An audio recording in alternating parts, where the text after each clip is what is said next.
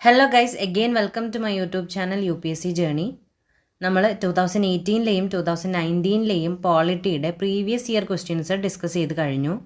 ഇന്ന് നമ്മൾ 2020ലെ പോളിറ്റിയുടെ previous year questions ആണ് ഡിസ്കസ് ചെയ്യാൻ പോകുന്നത്. ഈ ഒരു ക്ലാസ്സിൻ്റെ കൂടെ തന്നെ നോട്ടുകളും എഴുതി പോകാൻ വേണ്ടിയിട്ട് ശ്രദ്ധിക്കുക. അങ്ങനെയാണെങ്കിൽ റിവിഷൻ ഈസി ആയിട്ട് നടക്കും. ഓക്കെ, നമുക്കിനി ഡയറക്റ്റ് ആയിട്ട് ക്വസ്റ്റ്യനിലേക്ക് പോകാം. Question number 1. Rajya Sabha has equal powers with the Lok Sabha in the matters of creating new All India services, amending the constitution, the removal of the government, making cut motions. ഇതിൽ correct answer ആയിട്ട് വരുന്നത് option 2 ആണ്, amending the constitution. അതായത് ലോക്സഭയ്ക്കുള്ള എല്ലാ പവേഴ്സും സ്റ്റാറ്റസും തന്നെ equal ആയിട്ട് തന്നെ രാജ്യസഭയ്ക്കും ഉണ്ട്.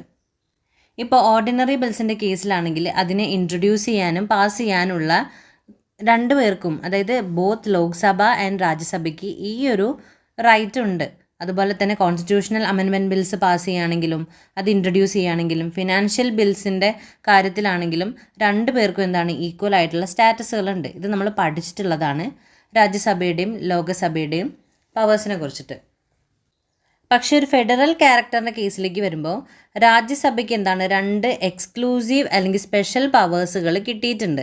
അത് ലോക്സഭയ്ക്ക് എന്താണ് എൻജോയ് ചെയ്യാൻ കഴിയില്ല, അത് രാജ്യസഭയ്ക്ക് മാത്രമുള്ളതാണ്. രാജ്യസഭയ്ക്കുള്ള ഈ രണ്ട് എക്സ്ക്ലൂസീവ് പവേഴ്സിനെ കുറിച്ച് നോക്കാം. ആർട്ടിക്കിൾ 249 അണ്ടറിലാണ് ഇത് വരുന്നത്. അതായത് സ്റ്റേറ്റ് ലിസ്റ്റിലുള്ള ഏതെങ്കിലും ഒരു സബ്ജക്റ്റിൽ പാർലമെൻറ്റിന് എന്താണ് ഒരു നിയമം നിർമ്മിക്കാനായിട്ട് കഴിയും. ഇത് ആർട്ടിക്കിൾ 249 പറയുന്നത്. ഇനി ആർട്ടിക്കിൾ 312 അതിൽ പറയുന്നു പാർലമെൻറ്റിന് എന്താണ് ഒരു ന്യൂ ഓൾ ഇന്ത്യ സർവീസസ് രണ്ടിനായിട്ട്, അതായത് സെൻറ്ററിനും സ്റ്റേറ്റിനുമായിട്ട് കോമൺ ആയിട്ട് ഉണ്ടാക്കാനായിട്ട് കഴിയും, അങ്ങനെ ക്രിയേറ്റ് ചെയ്യാനായിട്ട് കഴിയുമെന്നാണ് പറയുന്നത്. ഇത് ആർട്ടിക്കിൾ 312 അണ്ടറിലാണ് വരുന്നത്. അപ്പോൾ എന്താണ് correct answer?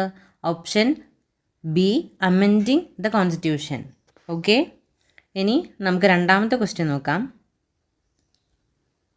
With reference to the funds under members of parliament local area development scheme, which of the following statements are correct? Number 1.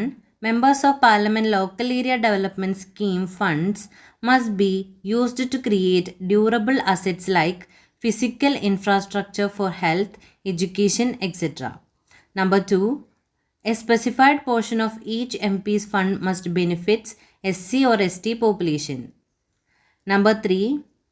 MP-large funds are sanctioned on yearly basis and the unused funds cannot be carried forward to the next year. Number 4. The district authority must inspect at least 10% of all works under implementation every year. Select the correct answer using the code given below. Okay, ആൻസറിലേക്ക് പോകുന്നതിന് മുന്നേ നമുക്ക് ഈ MP-LAD എന്താണ് എന്ന് നോക്കാം. Members of parliament local area development എന്നാണ് ഇതിൻ്റെ ഫുൾ നെയിം വരുന്നത്. 1993 ഡിസംബറിലാണ് ഈ ഒരു സ്കീം ഇൻട്രൊഡ്യൂസ് ചെയ്യുന്നത്. ഇത് എന്തിന് ഇൻട്രൊഡ്യൂസ് ചെയ്യുന്നു എന്ന് വെച്ചാൽ പാർലമെൻറ്റ് മെമ്പറായിരിക്കുന്ന ഒരാളുടെ കോൺസ്റ്റിറ്റ്യുവൻസിയിൽ ഒരുപാട് സോഷ്യൽ ഡെവലപ്മെൻറ്റുകൾ നടത്താൻ വേണ്ടിയിട്ടാണ്. അതായത് health, education, drinking water, electricity, family welfare, sanitation, അങ്ങനെ ഒരുപാട് കാര്യങ്ങളിൽ ഒരുപാട് ഡെവലപ്മെൻറ്റ് നടത്താൻ വേണ്ടിയിട്ടാണ് ഈ ഒരു കാര്യം നടപ്പിലാക്കിയിട്ടുള്ളത്. അതിന് വേണ്ടിയിട്ട് ഒരു certain sum of amount government കൊടുക്കുന്നുണ്ട്.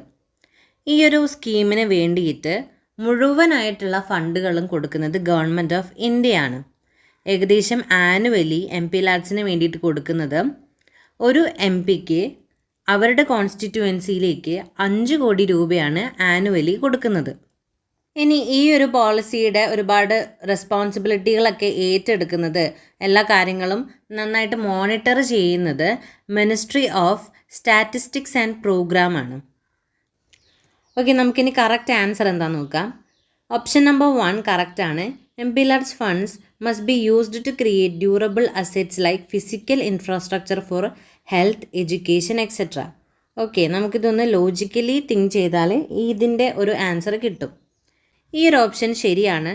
കാരണം MP-മാർ എല്ലാ വർഷവും ST പോപ്പുലേഷനിലുള്ള ജനങ്ങൾക്കായിട്ട് 7.5% 7.5%, SC പോപ്പുലേഷനിലുള്ള ആളുകൾക്ക് 15% ബെനിഫിറ്റ് ആയിട്ടുള്ള പ്രോഗ്രാമുകൾ ചെയ്യണം എന്നാണ് പറയുന്നത്.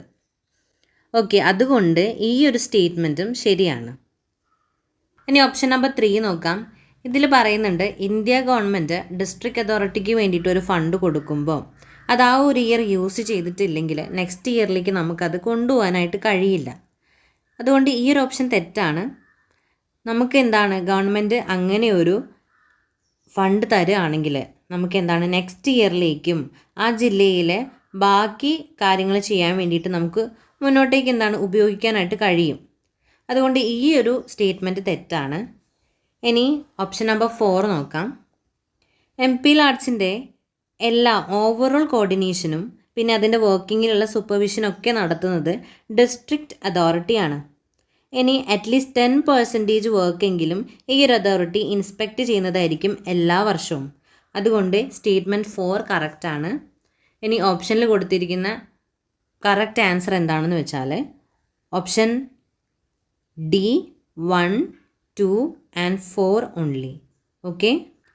ഓക്കെ, നമുക്കിനി മൂന്നാമത്തെ ക്വസ്റ്റ്യൻ നോക്കാം. Which one of the following categories of fundamental rights incorporated against untouchability as A form of discrimination? This is very straight forward question. നമുക്ക് ഫണ്ടമെൻ്റൽ റൈറ്റ്സ് അറിയുന്നതാണ്. ഇത് റൈറ്റ് ഈക്വാലിറ്റീൻ്റെ അണ്ടറിലാണ് വരുന്നത്. ഇതിൽ റൈറ്റ് ഈക്വാലിറ്റിയിൽ ആർട്ടിക്കിൾ 14 ഉണ്ട്, 15, 16, 17 and 18 ഉണ്ട്.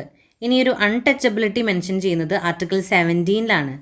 Article 17 deals with the abolition of untouchability. ഇനി untouchability is abolished and its practice in any form is forbidden. Okay, ഇത് നമ്മൾ പഠിച്ച കാര്യമാണ്. ഇനി ഫണ്ടമെൻ്റൽ റൈറ്റ്സ് അതൊന്ന് റീകോൾ ചെയ്യാം. പാർട്ട് 3 കോൺസ്റ്റിറ്റ്യൂഷനിലെ പാർട്ട് 3 ഫണ്ടമെൻ്റൽ റൈറ്റ്സ് മെൻഷൻ ചെയ്തിരിക്കുന്നത്. ഫണ്ടമെൻ്റൽ റൈറ്റ്സ് കോൺസ്റ്റിറ്റ്യൂഷനിൽ 6 എണ്ണമാണ് ഉള്ളത്. അതിൽ 7 എണ്ണം ഉണ്ടായിരുന്നു. റൈറ്റ് പ്രോപ്പർട്ടി നമ്മൾ എടുത്ത് മാറ്റിയിട്ടുണ്ട്. ഇനി right equality, right freedom, right against exploitation, right to freedom of religion, cultural and educational right, right to constitutional remedies. ഇത്രയാണ് നമ്മൾ ഇമ്പോർട്ടൻ്റ് ആയിട്ട് പഠിക്കുന്നത്. ബാക്കിയുള്ള റൈറ്റുകൾ ഏത് ആർട്ടിക്കിൾസിൻ്റെ അണ്ടറിലാണ് വരുന്നതെന്ന് നമുക്ക് നോക്കാം. Right to freedom is stipulated under article 19 to 22. Article 19 provide ചെയ്യുന്നത് 6 ഫ്രീഡംസുകളാണ്. Freedom of speech and expression, freedom to assemble peacefully and without arms, freedom to form association and union, freedom to move freely throughout the territory of India, freedom to reside and settle in any part of India, freedom to practice any profession or to carry on any occupation, trade or business. ഇനി article 20 നോക്കാം. Article 20 of the Constitution provides for the protection in respect of conviction for the offences. ഇനി article 21 എന്ത് provide ചെയ്യുന്നു? Protection of life and personal liberty. Article 22 എന്ത് deals ചെയ്യുന്നു? Protection against arrest and detention in certain cases. Article 32 deals with the right to constitutional remedies. Okay, ഇനി പറയുന്ന right to constitutional remedies ആണ് article 32 വരുന്നത്. ഇനി article 23 to 24 ആണ് right against exploitation. Okay, ഇതെന്ത് abolish ചെയ്യുന്നു? Trafficking in human beings and begar and the abolition of employment of children below the age of 14 years in dangerous jobs like factories, mines etcetera. Okay, fundamental rights നമുക്ക് ഇപ്പോൾ പറഞ്ഞപ്പോൾ ഓർമ്മ വന്ന് വിചാരിക്കുന്നു. Question number 4. In India separation of judiciary from the executive is enjoyed by.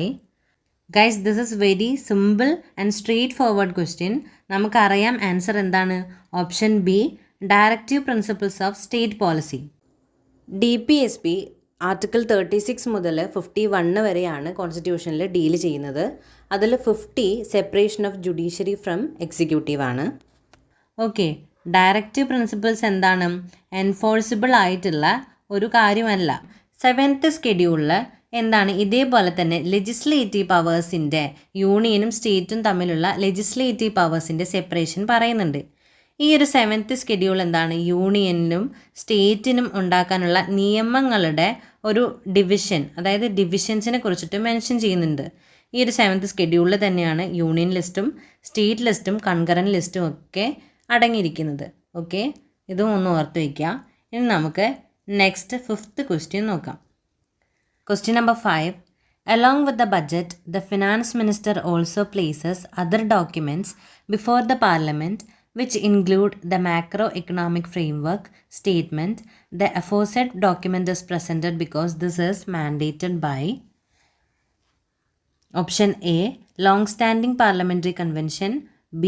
Article 112 and Article 110 clause 1 of the Constitution of India, C. Article 113 of the Constitution of India, D. Provisions of the Fiscal Responsibility and Budget Management Act 2003. ഈ ക്വസ്റ്റ്യൻ്റെ correct answer പറയുന്നത് D ആണ്. Provisions of the fiscal responsibility and budget management act 2003. ഈ ഒരു 2003 fiscal responsibility and budget management ആക്ടിൻ്റെ section 3 clause 5 പ്രകാരം union ബജറ്റിൻ്റെ, അതായത് union ബജറ്റിൻ്റെ അണ്ടറിൽ പാർലമെൻറ്റിൽ അവതരിപ്പിച്ച ഒരു സ്റ്റേറ്റ്മെൻ്റ് ആണ് ഈ മാക്രോ എക്കണോമിക് ഫ്രെയിംവർക്ക് സ്റ്റേറ്റ്മെൻറ്റ് എന്ന് പറയുന്നത്.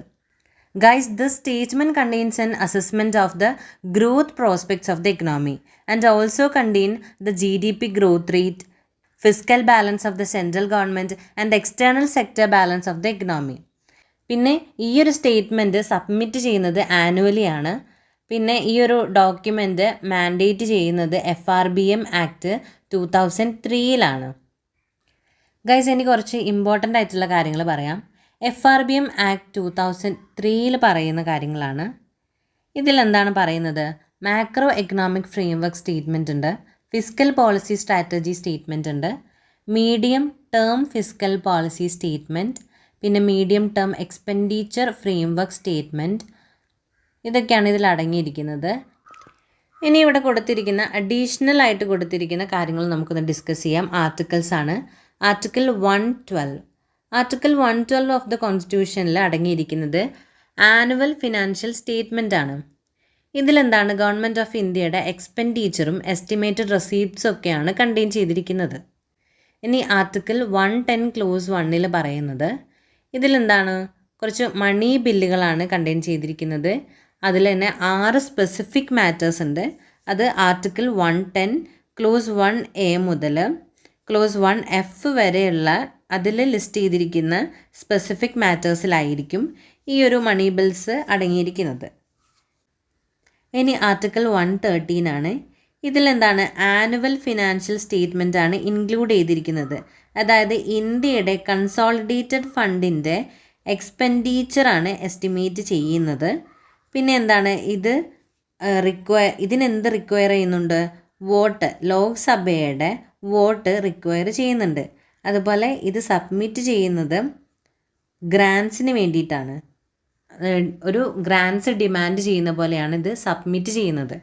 ഓക്കെ, ഇത്രയും കാര്യങ്ങൾ ഓർത്ത് വയ്ക്കുക. ആർട്ടിക്കിൾ 113 ആണ് ഇപ്പോൾ പറഞ്ഞത്. ഇനി നമുക്ക് ക്വസ്റ്റ്യൻ നമ്പർ 6 പോവാം. Question number 6. A constitutional government by definition is a option A. Government by legislature, B. Popular government, C. Multi-party government, D. Limited government. ഈ ഒരു ചോദ്യത്തിൻ്റെ കറക്റ്റ് ആൻസർ ആയിട്ട് വരുന്നത് ലിമിറ്റഡ് ഗവൺമെൻറ് ആണ്. അതായത് ഗവൺമെൻറ്റിൻ്റെ പവേഴ്സ് ലിമിറ്റ് ചെയ്യപ്പെടുന്നത് നമ്മുടെ കോൺസ്റ്റിറ്റ്യൂഷനിലെ പാർട്ട് 3, ഇന്ത്യൻ കോൺസ്റ്റിറ്റ്യൂഷനിലെ പാർട്ട് 3 ഫണ്ടമെൻ്റൽ റൈറ്റ്സ് മുഖേനയാണ് ഈ ഒരു ഗവൺമെൻറ്റിൻ്റെ പവേഴ്സ് ലിമിറ്റ് ചെയ്യപ്പെടുന്നത്. ഇനി അതുകൊണ്ട് തന്നെ കോൺസ്റ്റിറ്റ്യൂഷണൽ ഗവൺമെൻറ്റിൻ്റെ ഡെഫിനീഷൻ എന്ന് പറയുന്നത് ഒരു ലിമിറ്റഡ് ഗവൺമെൻറ്റിൻ്റെ ഫോം കൂടിയാണെന്ന് പറയുന്നുണ്ട്. അതുകൊണ്ട് ഓപ്ഷൻ 4 ആണ് കറക്റ്റ് ആൻസർ ആയിട്ട് വരുന്നത്. ഇനി ഇവിടെ കൊടുത്തിരിക്കുന്ന ഓപ്ഷൻ 1 നോക്കാം. ഈ ഒരു ഓപ്ഷൻ 1 പറയുന്നു ഗവൺമെൻറ് ബൈ ലെജിസ്ലേച്ചർ. ഒരു കോൺസ്റ്റിറ്റ്യൂഷണൽ ഗവൺമെൻറ് എന്താണ്? ഒരു ലെജിസ്ലേച്ചേഴ്സും ഇല്ലാതെയും ഇരിക്കാം. അതുകൊണ്ട് തന്നെ ഓപ്ഷൻ 1 തെറ്റാണ്. ഇനി ഈ ഒരു ഓപ്ഷൻ്റെ എക്സാമ്പിളായിട്ട് പറയുകയാണെങ്കിൽ യു എസ് എ എന്ന് പറയുന്നത് ഒരു കോൺസ്റ്റിറ്റ്യൂഷണൽ ഗവൺമെൻറ് ആണ്. പക്ഷേ ആ ഒരു ഗവൺമെൻറ്റിൻ്റെ ഫോം എന്ന് പറയുന്നത് പ്രസിഡൻഷ്യലാണ്. USA എന്താണ് പ്രസിഡൻഷ്യൽ ഫോം ഓഫ് ഗവൺമെൻറ് ആണ് നടത്തുന്നത്. അതുകൊണ്ട് തന്നെ ഈ ഒരു ഓപ്ഷൻ ഗവൺമെൻറ് ബൈ ലെജിസ്ലേച്ചർ തെറ്റാണ്. ഇനി 2ഉം 3യും നമുക്ക് നോക്കാം. ഇതിൽ പറയുന്നു മൾട്ടി പാർട്ടി ഗവൺമെൻറ്റും പിന്നെ എന്താണ് പോപ്പുലർ ഗവൺമെൻറ്റും. ഒരു ഗവൺമെൻറ് എന്താണ് ബൈ പാർട്ടിയും ആവാം, അല്ലെങ്കിൽ എന്താണ് അത്ര പോപ്പുലർ അല്ലാത്തൊരു ഗവൺമെൻറ് കൂടി ആവാം. ഇനി വേണമെങ്കിൽ മൊണാർക്കി കൂടിയാവാം. മൊണാർക്കി നടത്തുന്ന ഒരു രാജ്യത്തിൻ്റെ എക്സാമ്പിൾ എന്ന് പറയുന്നത് ഇംഗ്ലണ്ട് ഒരു എക്സാമ്പിളാണ്. അവിടെ എന്താണ് രാജ്യഭരണമാണ് നടക്കുന്നത്. ഓക്കെ, അതുകൊണ്ട് തന്നെ ഓപ്ഷൻ 2ഉം 3യും തെറ്റാണ്. നമ്മുടെ കറക്റ്റ് ആൻസർ എന്താണ്? Option D, limited government. Okay, ഇനി നമുക്ക് നെക്സ്റ്റ് ക്വസ്റ്റ്യൻ നോക്കാം. Question number 7.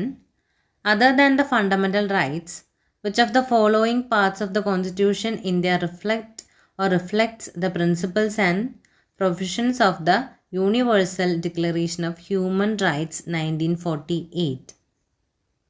ഈ ഒരു universal declaration of human rights പ്രഖ്യാപിക്കുന്നത് പാരീസിൽ നടന്നിട്ടുള്ള UNGA റെസൊല്യൂഷൻ 217A ഇതിൽ എന്തൊക്കെയാണ് പ്രസ്താവിക്കുന്നത് നോക്കാം.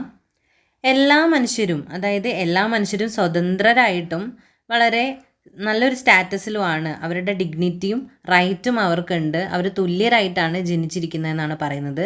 അതുപോലെ തന്നെ പരസ്പരം ഒരു സാഹോദര്യത്തിൻ്റെ ബ്രദർഹുഡ് ആ ഒരു മനോഭാവത്തിൽ വേണം പ്രവർത്തിക്കണം എന്നുകൂടിയാണ് ഇതിൽ പ്രസ്താവിച്ചിരിക്കുന്നത്. ഇനി ഈ ഒരു യൂണിവേഴ്സൽ ഡിക്ലറേഷൻ ഓഫ് ഹ്യൂമൻ റൈറ്റിൻ്റെ ആർട്ടിക്കിൾ 3 പറയുന്നുണ്ട്, everyone has the right to life, liberty and security of person. ഇനി നമ്മുടെ ഇന്ത്യൻ കോൺസ്റ്റിറ്റ്യൂഷനിലേക്ക് വരികയാണെങ്കിൽ നമ്മുടെ ആമുഖമായിട്ടുള്ള പ്രിയാമ്പിളിൽ പറയുന്നുണ്ട് equality of status and of opportunity. ഇതിലെന്താണ്? ഒരാളുടെ ഡിഗ്നിറ്റിയെ അഷ്വർ ചെയ്യുന്നുണ്ട്. അതുപോലെ തന്നെ ഒരു ഇൻഡിവിജ്വലിൻ്റെ യൂണിറ്റി, പിന്നെ ഇൻറ്റഗ്രിറ്റി, ഇതെല്ലാം ഇതിൽ അഷ്വർ ചെയ്യുന്നുണ്ട്. അതുകൊണ്ട് തന്നെ ഓപ്ഷൻ നമ്പർ 1 കറക്റ്റാണ്. ഇനി യൂണിവേഴ്സൽ ഡിക്ലറേഷൻ ഓഫ് ഹ്യൂമൻ റൈറ്റ്സിൻ്റെ ആർട്ടിക്കിൾ 22 നോക്കുകയാണെങ്കിൽ ഒരു ഇൻഡിവിജ്വലിൻ്റെ ലൈഫിൽ ഇൻഡിസ്പെൻസിബിൾ ആയിട്ടുള്ള, അതായത് ഒഴിച്ചുകൂടാനാവാത്ത കാര്യങ്ങളാണ് economic, social and cultural right എന്ന് പറയുന്നത്. സിമിലർ ആയിട്ടുള്ള ഒരു കോൺസെപ്റ്റ് DPSP നമ്മുടെ ഇന്ത്യൻ കോൺസ്റ്റിറ്റ്യൂഷനിലെ DPSPയിലും പ്രസൻറ്റ് ചെയ്യുന്നുണ്ട്. ഇനി ആർട്ടിക്കിൾ 29 നോക്കുകയാണെങ്കിൽ യൂണിവേഴ്സൽ ഡിക്ലറേഷൻ ഓഫ് ഹ്യൂമൻ റൈറ്റ്സിൻ്റെ ആർട്ടിക്കിൾ 29 നോക്കുകയാണെങ്കിൽ അതിലെന്താണ്? ഒരുപാട് ഡ്യൂട്ടീസുകൾ മെൻഷൻ ചെയ്തിട്ടുണ്ട്. ഇനി ഇതേപോലെ തന്നെ ഒരു സിമിലർ കോൺസെപ്റ്റാണ് ഇന്ത്യൻ കോൺസ്റ്റിറ്റ്യൂഷനിലെ 42nd കോൺസ്റ്റിറ്റ്യൂഷണൽ അമെൻമെൻറ്റ് ആക്ട് 1976 അണ്ടറിൽ വരുന്ന പാർട്ട് 4A പറയുന്നത്. അതുപോലെ തന്നെ ആർട്ടിക്കിൾ 51A ഇത് തന്നെ പറയുന്നുണ്ട് ഇതുപോലെ ഒരു സിമിലർ കോൺസെപ്റ്റ്. ഓക്കെ, അപ്പോൾ നമ്മുടെ ആൻസർ ആയിട്ട് വരുന്നത് the correct answer is 1, 2 and 3. അതായത് മൂന്ന് ഓപ്ഷൻസും ശരിയാണ് എന്നാണ് പറയുന്നത്. Option D 1, 2 and 3. ഇനി നമുക്ക് നെക്സ്റ്റ് ക്വസ്റ്റ്യൻ നോക്കാം. Question number 8. In India, legal service authorities provide free legal services to which of the following types of citizens? Option number 1, person with an annual income of less than 1 lakh rupees. Number 2, transgender with an annual income of less than 2 lakh rupees. Number 3, members of other backward classes with an annual income of less than 3 lakh rupees. Number 4, all senior citizens. Select the correct answer using the code given below. നമുക്ക് answer എന്താ നോക്കാം. ഈ ഒരു ക്വസ്റ്റ്യൻ്റെ correct answer എന്ന് പറയുന്നത് 1 and 2 only ആണ്.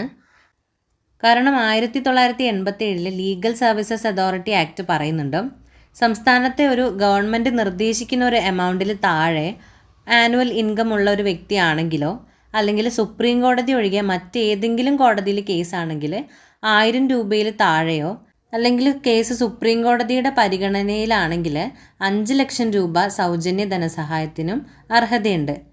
അതുപോലെ തന്നെ മിക്ക സംസ്ഥാനങ്ങളിലും ആനുവൽ ഇൻകം 1 ലക്ഷത്തിൽ കവിയാത്ത വ്യക്തികളെ നാൽസ്യം പരിരക്ഷിക്കുന്നുണ്ട്. അതുകൊണ്ട് കോഡ് 1 ശരിയാണ്.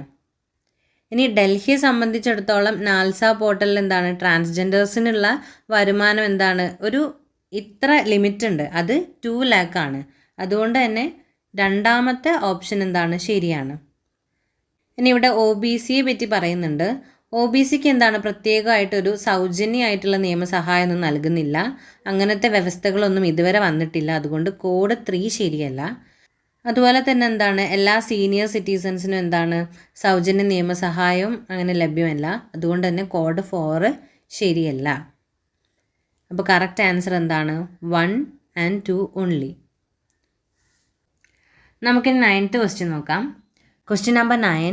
A parliamentary system of government is one in which option A. All political parties in the parliament are represented in the government. B. The government is responsible to the parliament and can be removed by it. C. The government is elected by the people and can be removed by them. D.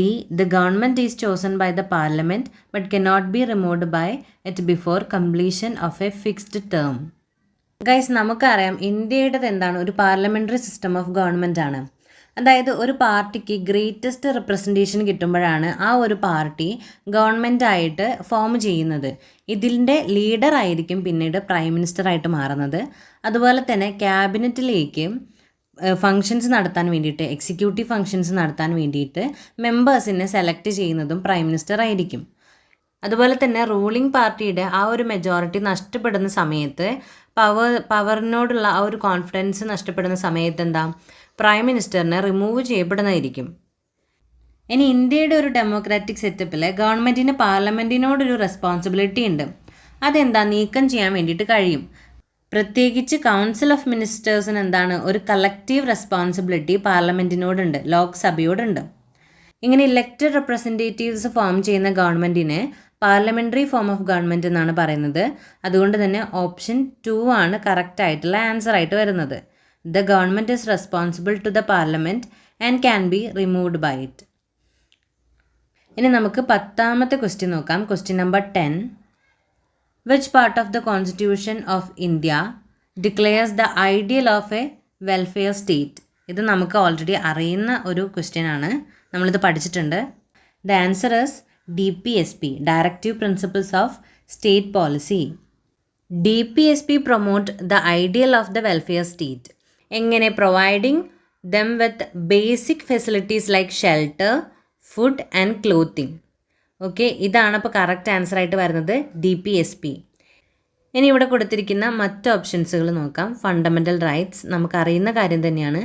Article 12 to 35 part 3 Indian കോൺസ്റ്റിറ്റ്യൂഷനിൽ mention ചെയ്തിരിക്കുന്നത്. അതുപോലെ തന്നെ fundamental rights എന്താണ്, enforceable in the court of law. Next ഇവിടെ കൊടുത്തിരിക്കുന്നത് preamble ആണ്. Preamble എന്താണ്, Indian കോൺസ്റ്റിറ്റ്യൂഷൻ്റെ ഒരു പ്രിഫേസ് ആയിട്ടാണ് നമ്മൾ കൊടുത്തിരിക്കുന്നത്, കോൺസ്റ്റിറ്റ്യൂഷനിൽ കൊടുത്തിരിക്കുന്നത്. അതുപോലെ തന്നെ ഇവിടെ 7th സ്കെഡ്യൂളിനെ കുറിച്ച് പറയുന്നുണ്ട്. 7th schedule of the Indian constitution deals with the allocation of powers and functions between union and States. അപ്പോൾ ഇത്രയും കാര്യങ്ങൾ ഓർത്ത് വയ്ക്കുക. ഇനി നമുക്ക് ക്വസ്റ്റ്യൻ നമ്പർ 11 നോക്കാം. Question number 11. Consider the following statements. ഇവിടെ ഓപ്ഷൻ നമ്പർ 1 നോക്കാം. സുപ്രീം കോർട്ടാണ് ബേസിക് സ്ട്രക്ചറിനെ ഡിഫൈൻ ചെയ്തിരിക്കുന്നത്. 1973 കേശവാനന്ദ ഭാരതി കേസിലെ ലാൻഡ്മാർക്ക് ജഡ്ജ്മെൻ്റ് ആയിരുന്നു ബേസിക് സ്ട്രക്ചർ. അതുകൊണ്ട് തന്നെ ഈ ഒരു സ്റ്റേറ്റ്മെൻറ്റ് 1 എന്ന് പറയുന്നത് കറക്റ്റ് അല്ല. ഇനി ഓപ്ഷൻ നമ്പർ 2 നോക്കാം, ജുഡീഷ്യൽ റിവ്യൂ. ഈ ഒരു ജുഡീഷ്യൽ റിവ്യൂ എന്ന് പറയുന്നത് എന്ത് എൻഷുർ ചെയ്യുന്നു, കോൺസ്റ്റിറ്റ്യൂഷൻ്റെ ലിമിറ്റ്സിൽ നിന്നുകൊണ്ട് തന്നെ ഗവൺമെൻറ്റിൻ്റെ കോർഡിനേറ്റിംഗ് ബോഡീസ്, മറ്റുള്ള ഗവൺമെൻറ്റിൻ്റെ കോർഡിനേറ്റിംഗ് ബോഡീസ് അവരുടെ പവേഴ്സ് നടത്തുന്നുണ്ട് എന്ന് എൻഷുർ ചെയ്യുന്നുണ്ട്. അതുപോലെ തന്നെ ജുഡീഷ്യൽ റിവ്യൂ എന്തുകൂടി ചെയ്യുന്നു, സെപ്പറേഷൻ ഓഫ് പവേഴ്സിൻ്റെ ബാലൻസിങ് ഒക്കെ നടത്തുന്നത് ഈ ജുഡീഷ്യൽ റിവ്യൂയിലൂടെയാണ്. അതുപോലെ തന്നെ there is no explicit provisions in the Indian constitution for judicial review. ഇതുകൂടി മനസ്സിലാക്കി വെക്കുക. അതുകൊണ്ട് തന്നെ ഈ ഒരു ഓപ്ഷൻ വായിക്കുമ്പോൾ നമുക്ക് ലോജിക്കലി ഇതെന്താണ്, തെറ്റാണ്, ഇറ്റ് ഈസ് ഇൻകറക്റ്റ്. അതുകൊണ്ട് തന്നെ the correct answer is option D, neither 1 nor 2. ഇനി നമുക്ക് ക്വസ്റ്റ്യൻ നമ്പർ 12 നോക്കാം. Question number 12. In the context of India, which one of the following is the characteristics appropriate for bureaucracy? Option A, an agency for widening the scope of parliamentary democracy. B, an agency for strengthening the structure of federalism. C, an agency for facilitating political stability and economic growth. D, an agency for the implementation of public policy. ഈ ക്വസ്റ്റ്യൻ്റെ correct answer is an agency for the implementation of public policy. Option D ആണ് correct answer ആയിട്ട് വരുന്നത്. ഇവിടെ bureaucracy എന്ന് പറയുന്നത് ഒരു permanent എക്സിക്യൂട്ടീവാണ്. ഇപ്പോൾ ഒരു ഇലക്ഷൻ നടക്കുമ്പോൾ ഒരു പൊളിറ്റിക്കൽ പാർട്ടി, ഇപ്പോൾ ഭരണം തുടർന്നുകൊണ്ടിരിക്കുന്ന ഒരു പൊളിറ്റിക്കൽ പാർട്ടി അടുത്ത ഇലക്ഷനിൽ ഡിഫീറ്റ് ചെയ്യപ്പെടുകയാണെങ്കിൽ പുതിയൊരു സർക്കാർ ഫോം ചെയ്യും. അങ്ങനെ ആ ഒരു ഗവൺമെൻറ് എന്താണ്, പഴയ മുന്നേ ഉണ്ടായിരുന്ന സർക്കാരിൻ്റെ ആ പോളിസികൾക്ക് പകരം പുതിയ പോളിസികൾ ഇംപ്ലിമെൻറ്റ് ചെയ്യാനായിട്ട് ശ്രമിക്കും. ആ ഒരു സിറ്റുവേഷനിൽ അതിൻ്റെ അഡ്മിനിസ്ട്രേറ്റീവ്സ് കാര്യങ്ങളൊക്കെ സത്യസന്ധതയോട് കൂടിയിട്ടും വളരെ എഫിഷ്യൻ്റായിട്ടും നടത്താൻ വേണ്ടിയിട്ട് പാർട്ടിസിപ്പേറ്റ് ചെയ്യേണ്ടത് ഈ ഒരു കമ്മിറ്റിയാണ്, ഈ ഒരു ബ്യൂറോക്രസിയാണ് അത് ചെയ്യുന്നത്. അപ്പോൾ ഓപ്ഷൻ 4 ആണ് ഇതിൻ്റെ കറക്റ്റ് ആൻസർ ആയിട്ട് വരുന്നത്. ഇവിടെ കൊടുത്തിരിക്കുന്ന ഓപ്ഷൻ ബി നോക്കാം. ഇവിടെ പറയുന്ന ഒരു ബ്യൂറോക്രസിയെ സ്ട്രെങ്തൻ ചെയ്യണമെങ്കിൽ ഒരു ഫെഡറൽ സ്ട്രക്ചർ ആയിരിക്കണം എന്ന് പറയുന്നുണ്ട്. ഇപ്പോൾ ഫോർ എക്സാമ്പിൾ UK കേസിലേക്ക് എടുക്കുകയാണെങ്കിൽ UK എന്ന് പറയുന്നത് ഒരു ഫെഡറൽ കൺട്രി അല്ല, പക്ഷേ അവിടെ എന്താണ്, ബ്യൂറോക്രാറ്റിക് സിസ്റ്റമാണ് ഫോളോ ചെയ്യുന്നത്. അതുകൊണ്ട് ഓപ്ഷൻ 2 എന്താണ്, ഇൻകറക്റ്റ് ആണ്. അതുപോലെ ഇവിടെ ഓപ്ഷൻ 3 നോക്കാം. ഒരു political stability and economic growth ആണ് ഒരു ബ്യൂറോക്രസിയെ സ്ട്രെങ്തനിങ് ചെയ്യുന്നത് അല്ലെങ്കിൽ ഫെസിലിറ്റേറ്റ് ചെയ്യുന്നത് എന്ന് പറയുന്നുണ്ട്. ഒരു പൊളിറ്റിക്കൽ സ്റ്റെബിലിറ്റി ഡിപ്പെൻഡ് ചെയ്യുന്നത് ഒരു പാർലമെൻറ്റിൻ്റെ സ്ട്രെങ്ത്തിലാണ് അല്ലെങ്കിൽ ഒരു സ്റ്റേറ്റിൻ്റെ പെർട്ടിക്കുലർ സ്റ്റേറ്റിൻ്റെ ലെജിസ്ലേഷനിലായിരിക്കും. അതുകൊണ്ട് തന്നെ ഓപ്ഷൻ 3 എന്ന് പറയുന്നത് ഇൻകറക്റ്റ് ആണ്. അപ്പോൾ നമ്മുടെ ആൻസർ എന്താണ്, ഓപ്ഷൻ 4 ആണ് കറക്റ്റ് ആയിട്ടുള്ള ആൻസർ ആയിട്ട് വരുന്നത്. ഇനി നമുക്ക് ക്വസ്റ്റ്യൻ 13 നോക്കാം. The preamble to the Constitution of India is option A part of the Constitution but has no legal effect. B, not a part of the Constitution and has no legal effect either. C, part of the Constitution and has the same legal effect as any other part. D, a part of the Constitution but has no legal effect independently of other parts. The correct answer is a part of the Constitution but has no legal effect independently of other parts. അപ്പോൾ option D ആണ് correct answer. 1973 Kesavananda Bharati കേസിൽ supreme court പറഞ്ഞിട്ടുണ്ട് preamble എന്താണ്, കോൺസ്റ്റിറ്റ്യൂഷൻ്റെ ഒരു പാർട്ടാണ്.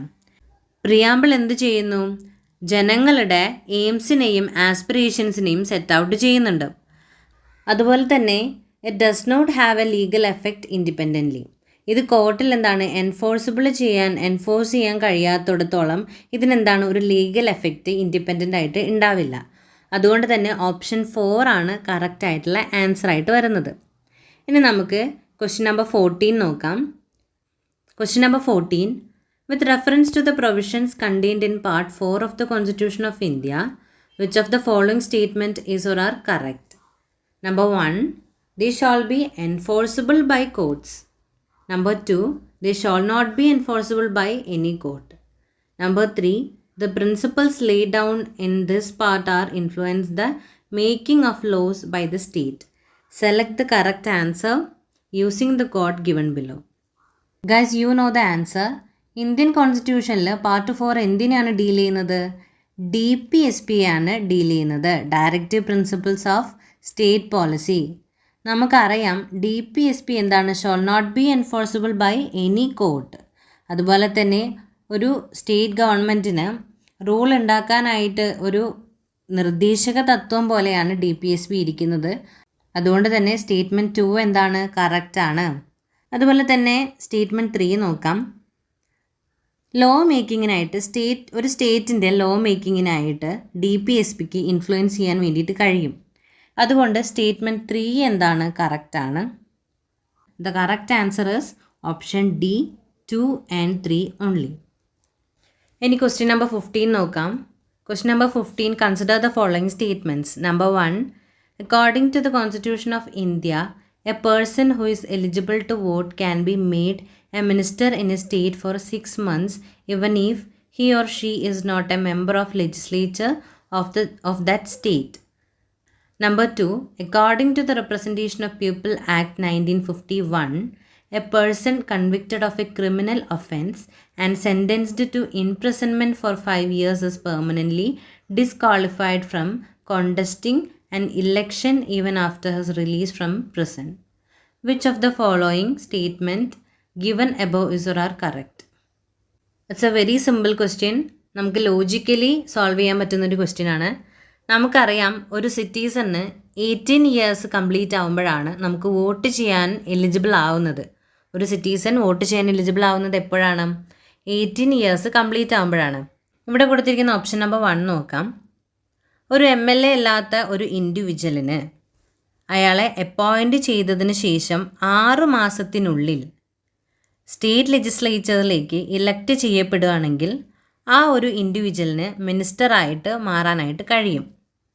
ഇനി voting age എന്ന് പറയുന്നത് 18 MLAയുടെ ഏജ് എന്ന് പറയുന്നത് 25 25 വയസ്സ് കഴിഞ്ഞ ഒരാൾക്ക് MLA ആയിട്ട് ഇലക്ഷന് മത്സരിക്കാനായിട്ട് കഴിയും.